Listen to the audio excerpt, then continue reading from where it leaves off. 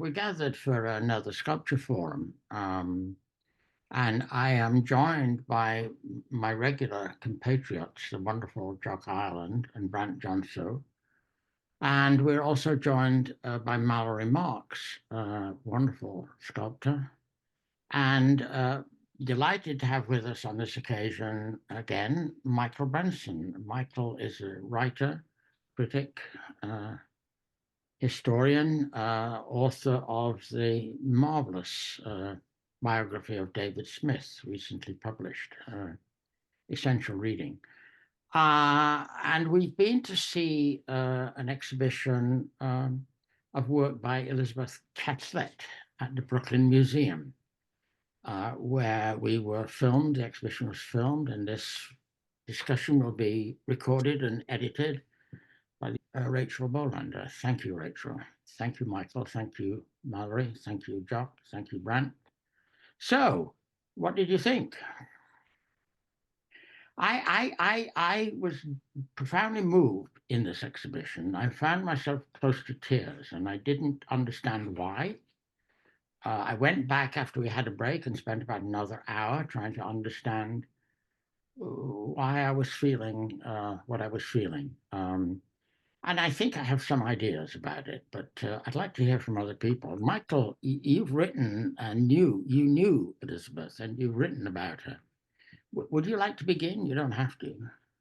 Sure, I can just put some responses on the table. I'm glad to. I don't know how well I knew Elizabeth, but I did when I wrote an article on her for the Neuberger show, which is '98. I went down to visit her in Cuernavaca, and spent a couple of days there, and then also visited her in her apartment in Battery Park City that she and Pancho, her husband, bought, and did an interview with her that was published in Sculpture magazine. So, I've seen her work over quite a bit of time. I was very interested in this show and how it would look. And I'm super interested in how you all respond, who, for most of you, I would imagine you're coming to the work for the first time. I thought the show was very strong and sort of giving us a sense immediately of the politics of the time, of the feeling of the time, or what it would have been like for Elizabeth Catlett, for African American woman artists to come into the art world and start making art in this country in the 40s and 50s and 60s, with all the kind of tumultuous politics around her, and the dynamism of the civil rights movement. And it really plunged me back into that moment in a way, those moments in a way that was really vivid. And I thought the show also gave a good sense of her remarkable history. I mean, it's an amazing life, what she lived through, and she's an admirable figure, and it would be very hard to overestimate what she means to many African Americans, including African American artists. She's really been an inspiring figure, single-minded, a great deal of integrity all the way through, and really an inspiration. Um, I'm struck looking at the work by the element of belief that she has in it, and in the almost the sculptural force of her own desire, and just her belief in what art can do. That if she works in a certain way with her own labor, with this kind of intensity and of involvement and intimacy of involvement in certain images, put them in the world with the way that they relate to light, that people can encounter them and their lives can be changed through them. And yeah, I'm interested in how we want to think about that. There's so much of the mid-century in it. I think this truth to materials and this relationship between social realism and abstraction, and the presence of people like Katie Kollwitz and Picasso, some of it all coming together. But I think what I'm most interested in is the way she talks about feeling and form. Those two ideas, that was a book that Suzanne Langer wrote. I read it so long ago that I can't talk about it. But those are two terms that she uses: looking for feeling, looking for form, believing in the way that they can come together, and then believing in the way that they could function in the world and affect other people. And the final thing I want to say is it's thinking about the parameters of her work and how much this kind of this feeling for abstraction functions within a certain notion of representation of the image. And I think that that's a real strength of the work, that we can't imagine this formal dynamism functioning outside the image. But I wonder about that. And I feel like what goes on occasionally with a leg or with a head or with an arm, like what if she had given us, what if there was a secret life to Elizabeth Catlett? And this kind of dynamism, there were drawings, there were other ways of experimenting with form, so that there was a little bit more of a dialectic between the abstract experimentation and the representational language. And because there's something weird that can happen, something magical, something really different, but it never quite happens. And I think to some degree that limits the evolution and development of the work. So that's really, in terms of putting things on the table, there I am. Yeah. So Michael, thank you very much for that. Yes, I think that says a lot. Jock, Brandt, Mallary. Well, Michael, I'm really intrigued with what you pose about the question of, is there a secret Elizabeth? Because, almost everything we saw was some kind of a social project. But the thing that I kind of sits with me the strongest as another artist is asking myself who she is, how she does things, how she's revealed. And on the one hand, her style is so utterly forthright and definite. But it seems to me that it's also at the same time, kind of wondrously, unexpectedly complex. Because you ask yourself, how can something so clean cut, so definite, so incisive, I mean, like the woodcuts or lino cuts, be so complex and maybe not ambiguous, but a bit mysterious. Yeah. Jock? Well, that my response to the show was I was very happy to see it, to see all the clay stuff and all the wood stuff, and it reminded me of Sidney Geist's studio, and I checked their dates, and Sidney and Elizabeth are essentially contemporaries. Both Elizabeth and Sidney studied with or were impressed by Zadkine and Henry Moore. And there's this, there are a lot of connections between Sidney and Elizabeth. But there's, I'm sort of completely happy with Sidney's work. I sort of feel I understand it. With Elizabeth, there's a sort of conflict or contradiction or contradictions at the heart of it that that bother me, and maybe it's what Michael was hinting at with the gap between form and feeling, or but she's an admirable figure, that's for sure, and I don't mean to be sort of too picky, but I do find her as someone who, she was a good student and a devoted student and sort of loved learning, it seems to me, but it's as if she learned how to do things, she wanted to do things right, and her commitment to doing things the right way. Left her, and I think of her as sort of finishing her work before she really starts it.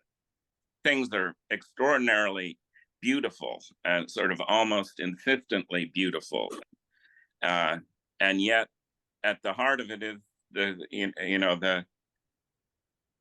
sort of disaster of modernity, or of all the politics that she had to deal with, and just the 20th century, and that disaster isn't there enough for me. Do you think it's there on, I'm sorry, because I know, Mallary and Garth, but you think it's there by its absence? In other words, through its attempt to provide an alternative to it in these somewhat idealized, universalized forms that are completely integral. I mean, as you say, these are not disrupted forms. They're not broken. They're all together. The bodies are in their entireties, and again, I feel like the light is really important because the light kind of blesses all of them. So it seems almost, maybe one could read a kind of idealized or almost utopian vision of these figures as against the kind of disruptions and violence, if not catastrophe, of modernity that's going on around them, and willing almost to provide some kind of alternative to that. Yeah, it's less than conscious alternative. It seems to me it's more an unconscious attachment to sensuality. Mm-hmm.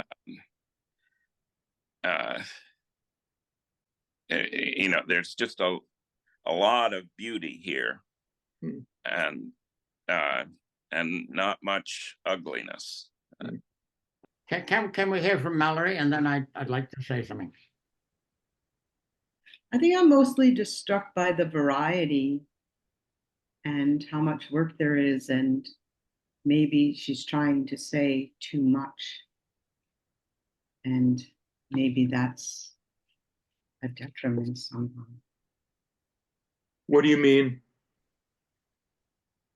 I feel like there's just too many different ideas and styles. Not styles, because the style is very consistent. I'm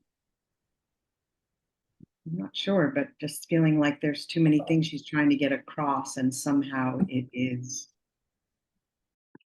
not working. Can't see why. I am deeply kind of touched by her desire to make art, to practice as an artist in a way that had some direct social consequences. And this is something that's been a problem for me. But I, at the same time, looking at the work, I felt the work was constrained. It was constrained by this need for it to have for it to have a function, as it were, in the world, directly. And in the end, I began to feel that admirable and wonderful so much of the work is, and it is all. I mean, she's incredibly kind of talented, I think. But the sense, I mean, I struggle between realism and abstraction. I began to feel a lot of the work was stylized. The abstraction was imposed on something that was otherwise, it didn't feel like an organic development. And I also began to feel kind of shut out in some way by the sense in which the work was always so highly finished. I found a lack of playfulness, found a lack of vulnerability, which surprised me. Brandt, can you talk more about what you referred to as the mysteriousness that you felt in the work? Yeah, it's funny. I feel like I'm largely in dissent with a lot of what you're saying, Garth and Jock. I think one thing off first, this is looking at Elizabeth's work is it's an experience atypical of most of what we see, because there's a deliberate effort to communicate, and she takes a kind of a simplicity of address and message as a starting point and means to be understood, which the art that I spend the most time with not so often does. And I find that her feelings are really concretely expressed. I don't feel any lack of her presence at all, but it's a kind of, you use the word restrained, Garth. I think that's really insightful. There's a kind of a moral restraint. And my word was constrained. Constrained, huh? Yeah, I would say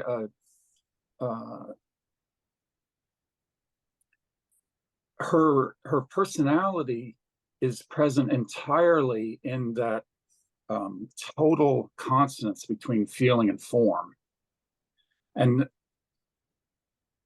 completely at the service of a message, which she really means for an ordinary person who doesn't know any of the art history she knows, and doesn't, for instance, know the work of art, which I found really interesting, that she was interested in art, that person has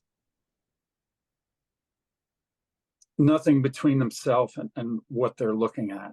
And it's funny because I'm not that moved by work that has a deliberate politics. And I found myself asking, like, how does it work? And I thought, well, it doesn't have to be a matter of imparting a message and persuading. If one simply expands the imagination of the viewer, lends them a dignity and a self-importance that they don't feel in the outside world, that's a tremendous political achievement.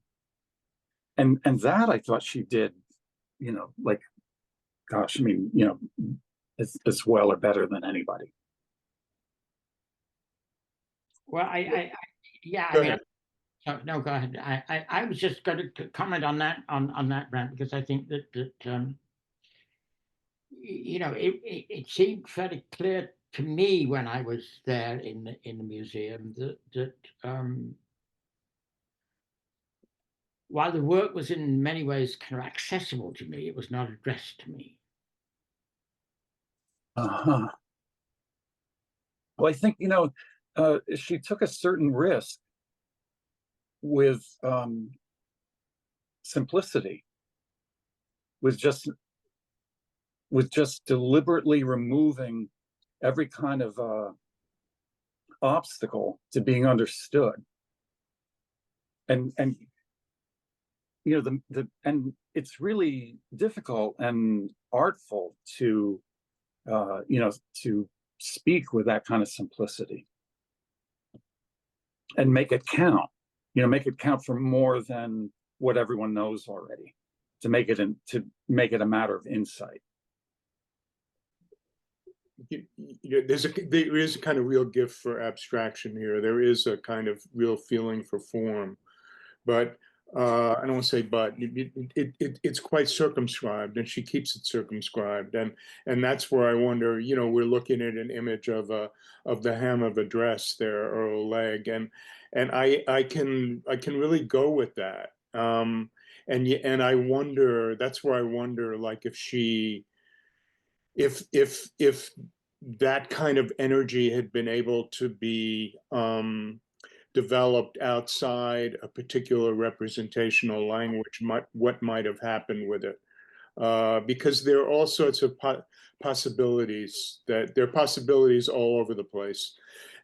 But I can say, you know, with myself in terms of the work, like I've really been interested in our heads for a long time. Like I can, there are a bunch of them where I'm not sure that the scale of the show is right for them. I'm not sure that the scale of the galleries is right for them. I would almost rather see them individually and maybe more chapel-like spaces. But where I really feel this intensity in the making, this kind of real belief in working this material with her hands and her mind, concentrating on it, and where that level of concentration and desire and touch really becomes like a thing in itself, where it becomes sculptural, and so the heads have a presence for me. I mean, it's not just the heads, but it's mostly the heads that really is kind of magical, and that does link up. I mean, she admired African, wood sculpture, and she admired pre-Hispanic art, where it goes back to that tradition, those traditions, and goes back into like other ideas of what art can be, and really comes out of that and projects itself into a particular kind of social domain in a way that, you know, that makes sense to me, that I really admire. But I think, you know, the questions you're raising about the playfulness, and the questions that are being raised about an imagination of abstraction, an imagination of form that here is very much circumscribed. She felt it had to be within a certain representational language. It is a question I come back to, because I think in itself, it could have become something else, and maybe this is what she could do, and maybe it fell to other people, to other artists, like to take that kind of energy and oddness and inventiveness in a way that had its own language. But it is a question I think we're coming back to in various ways. Yeah, no, I hear you, Michael, and I think that the belief she had, not only in you know in working, laboring with her hands, and cherishing the material she was working with, are things I'm deeply sympathetic to, and admirable, wonderful. And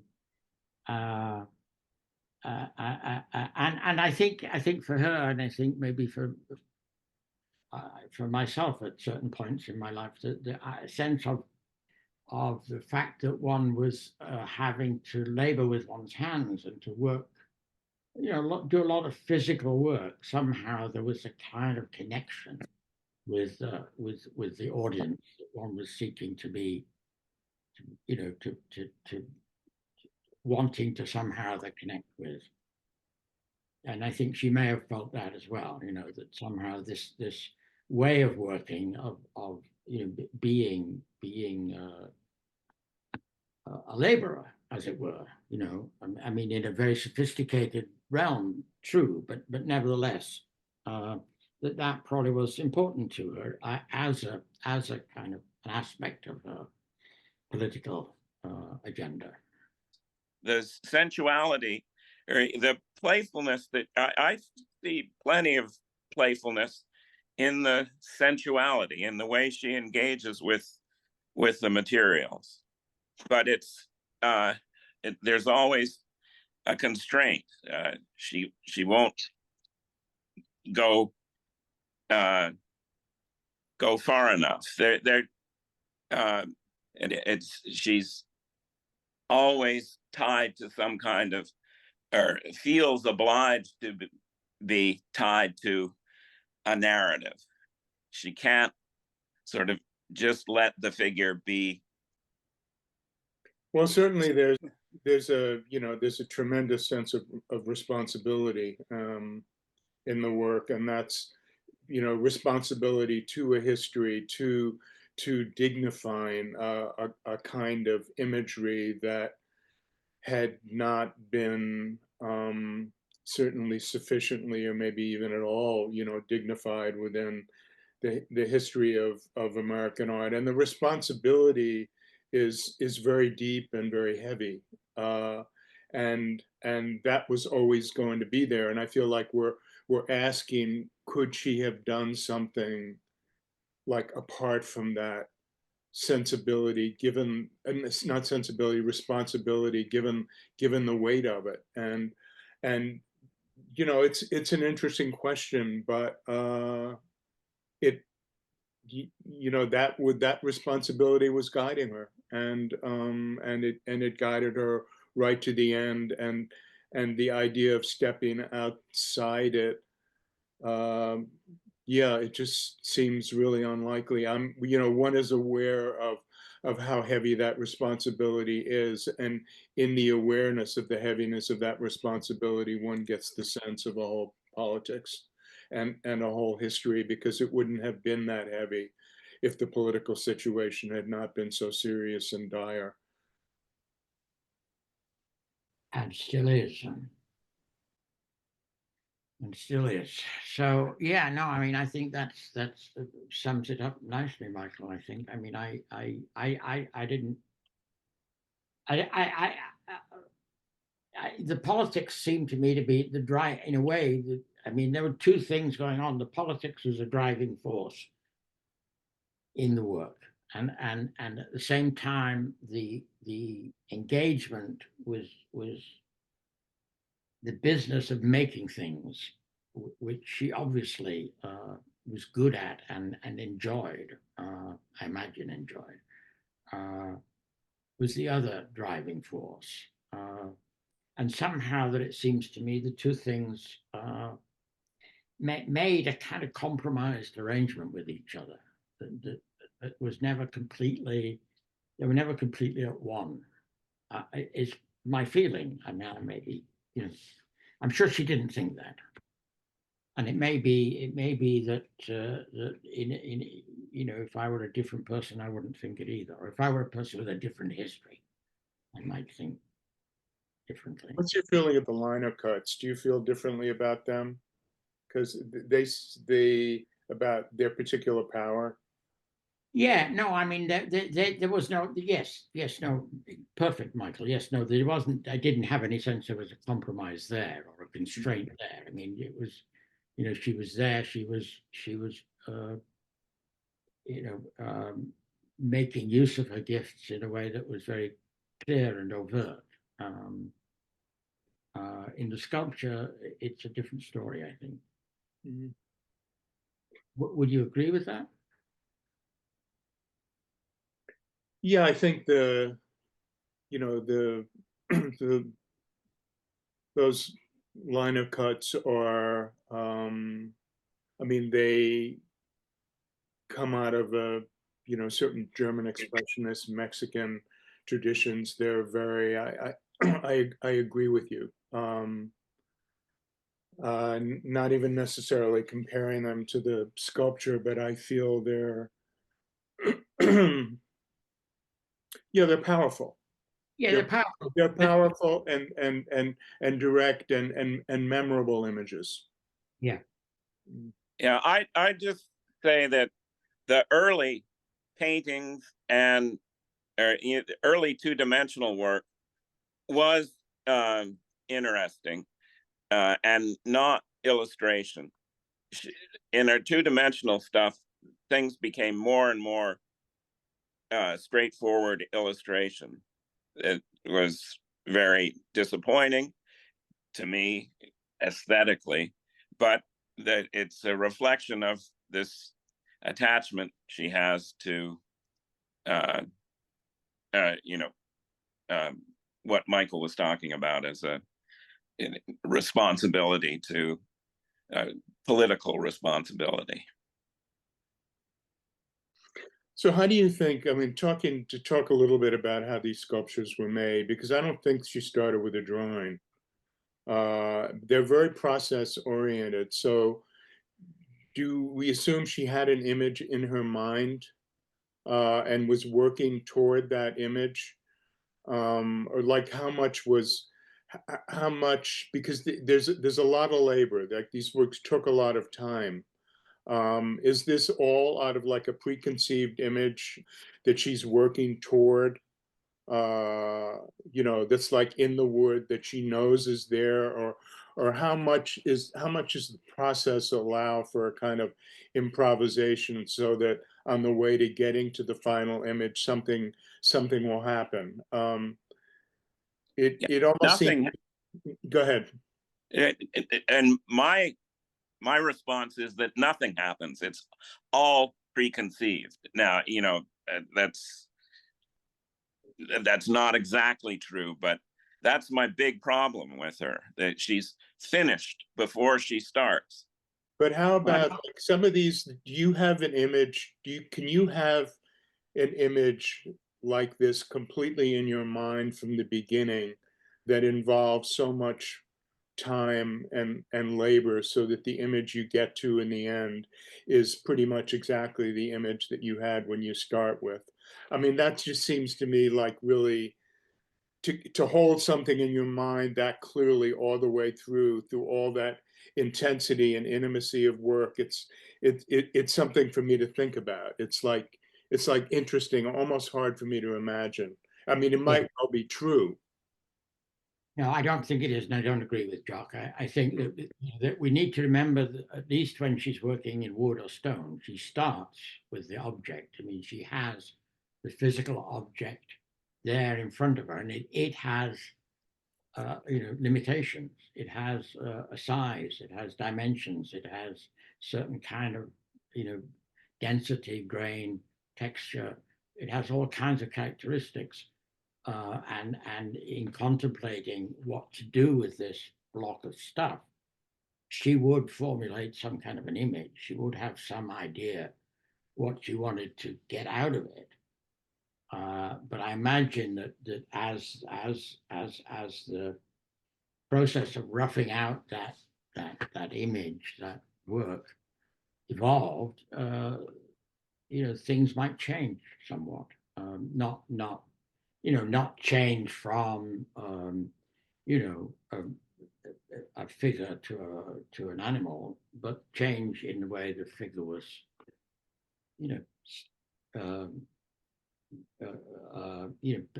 aspects of it, and the degree of what you call abstraction, Michael. Well, she talked about their sensitivity to the material, like she would, for example, the grain in the wood would determine to some degree where she would go or have some kind of impact on the image. And so I imagine that would be true with the stone. But again, it feels fairly circumscribed where she would go with it. Like the changes seem relatively minor. It's not like she has a block of wood. She's clearly interested in the wood. She believes in the wood. She starts working on it, and something happens, and then that blows the original image to pieces, or it changes direction completely. That the changes are relatively minuscule in the process of working. But I guess I'm not a sculptor. You're sculptors. The idea of keeping a particular image in mind through the duration of such a labor intensive process, it's that I'm trying to imagine. That almost seems like a feat of will in order to be able to do that. Am I wrong? No, I think you're right, and I think that is an aspect of the work. Is this, it's another aspect of the constraint, I think, that exists, and at the same time, a determination. Well, Mallary, do you want to have a word in here? I think I'm mostly, I mean, I don't, it's unusual work for me. It's not work I'm used to looking at, but I also just, I see how strong her form is. And I think that her sense of form and light is what connects the linoleum to the sculptures. Can you say more when you say you see how strong the form is, like, or just give examples? I don't know. So I guess I'm struck. I guess it's confusing because I think the forms and the light are so strong, and yet somehow also either I feel left out or I can't quite understand what I'm looking at. I also am of a different era, so I'm a little disconnected from that in some way, though it's still very current. When you say form again, I'm I sorry. Are you guess shapes. thinking about guess it's- shape, like shape? Yeah, there's very strong, like that one, the face with Mhm. all the planes, all the very specific shapes that somehow still merge together. Um, yeah, I guess it's just very strong shapes and forms, but there's something that's missing for me, and I can't tell what. And do you feel that form, like, is this, like, Sounds how like- intuitive? I mean, that connection you're making is interesting, those two different contexts. Like, how intuitive? Because it feels like there's a lot of intuition in this too, and a lot of somehow it's interesting because we talk about the constraint, the parameters, the limitations, but there's also a great deal of intuition, and she relies on that intuition and she trusts that intuition. So then what is the what is the relationship between that trust of intuition and the way in which these images are framed, conceptually, conceptually, spatially, or whatever, because there's a lot of intuition there. I mean, Where, she has an idea and she will go for it. She kind of always goes for it. what do you? Where does the intuition, Michael? I Is it think, it is a very particular head, right? what we're looking at there. And I think the proportions of the head, the particular relationship between the planarity of the cheeks and the eyes, the whole structure of it, it's familiar, but it's not familiar at all. It seems somehow, to fall within a kind of language that we know, but it's also very personal. It's like she manages to bring some kind of personality to a language, and I feel every aspect of it is this is an intuition of what she felt she needed to do when she wanted to do, the lips, the eye, the eyes, the mouth, the forehead, etc., and she just went ahead and did it, and it gives it a particular personality that's different, that makes a head like that actually stand out. Yeah, I 100% with you. That was one of my sort of favorite heads, and that makes sense. Mhm. I think it's a very striking piece of work, but I mean, talking about intuition and its role, is this head we're looking at? Is it an individual? Is it a specific individual person? No, or at least my take on it is it's the 20th century. It's everything that she had available to her. Although this head looks more like a particular person, doesn't it? Well, she's throwing out a lot of particularities. Mm-hmm. Yeah, and there's something is imposed on it. I mean, maybe not imposed, but there's something that is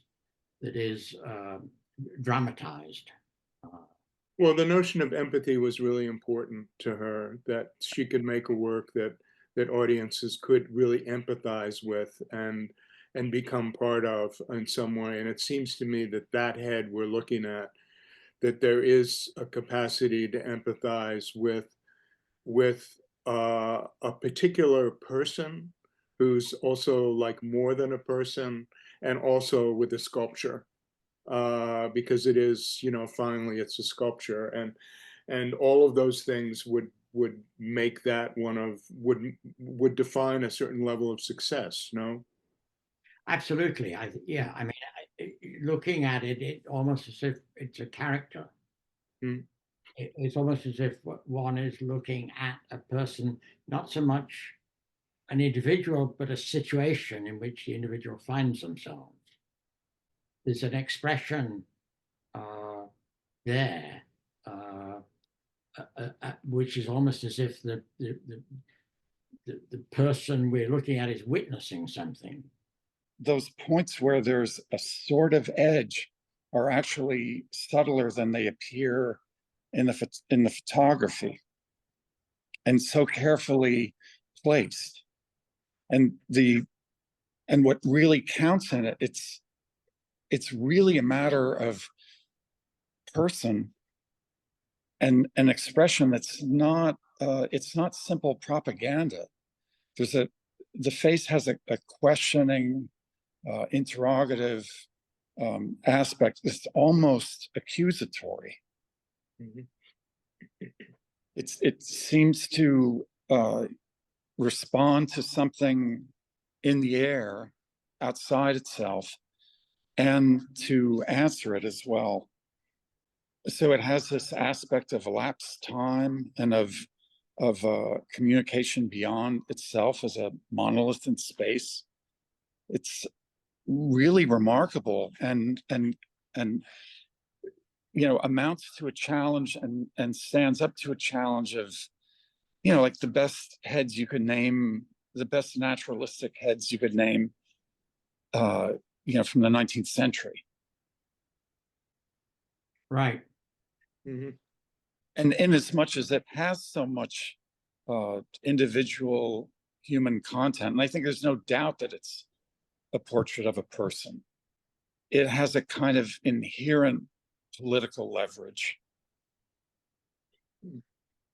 Yeah, I mean, it's not a portrait of an individual person. I mean, if it were, one would know for sure whether it was male or female, how old they were, and a lot more about them than one can tell from this head. I agree, it's a remarkable piece of work and one of the most successful, I think, in the show. Okay, so thank you, everybody.